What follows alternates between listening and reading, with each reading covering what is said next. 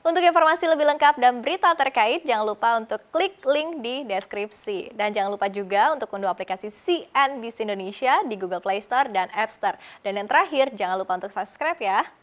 Memang update terkini dari vaksin yang saat ini memang masih menunggu dari hasil uji klinis tahap ketiga, di mana sebelumnya salah satu perusahaan farmasi terbesar di Indonesia yaitu PT Bio Farma Persero menjanjikan bahwa vaksin COVID-19 ini sudah bisa diedarkan. PT Bio Farma masih menunggu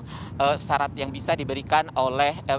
Badan POM sendiri terkait untuk mengedarkan vaksin ini yang disebut dengan Emergency Use Authorization atau EUA, yang dimana salah satu syaratnya adalah dilengkapinya sejumlah data-data dari hasil uji klinis, baik dari uji klinis tahap pertama, kedua, dan juga ketiga. Dan untuk melengkapi data-data uji klinis sendiri juga, PT Bio Farma Persero bekerja sama dengan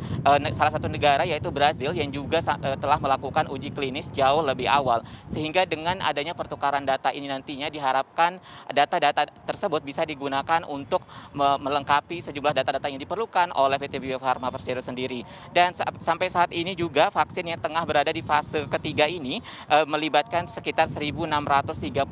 volunteer, yang dimana sampai saat ini sudah berjalan cukup baik begitu, sehingga dapat dikatakan memang vaksin ini cukup menjanjikan. Dan meski demikian juga sampai saat ini PT Bio Farma terus melakukan uji klinis dan juga melihat perkembangan dari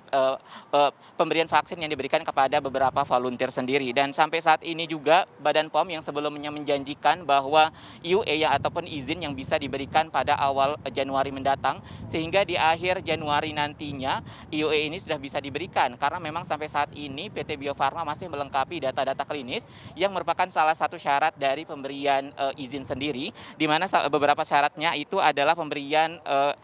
data secara lengkap dari uji klinis tahap pertama dan kedua, serta juga data analisis dari hasil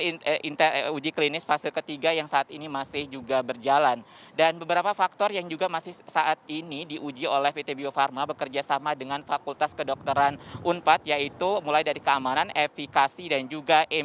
imunogenisitas, di mana saat ini masih dilihat seperti apa perkembangan imun maupun juga respon dari tubuh para pasien sendiri. Dan untuk mendengar lebih lanjut seperti apa perkembangan dari vaksin ini, sudah ada pernyataan resmi dari Badan POM sendiri, yaitu Ibu Penny Lukito. Kan bahwa alhamdulillah dilihat dari aspek mutu dari vaksin tersebut, dengan hasil yang didapatkan dari inspeksi yang dilakukan oleh tim Badan POM bersama dengan Bio Farma, bersama dengan MUI tentunya untuk melihat aspek halalnya, dapat dikatakan produk tersebut sudah memenuhi aspek cara produksi obat yang baik ya di tempatnya, di fasilitas di Cina.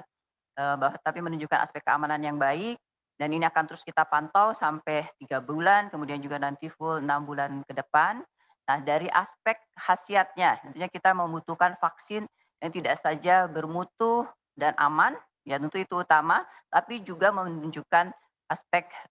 efektivitas yang baik ya, atau efikasi yang baik, khasiat yang baik.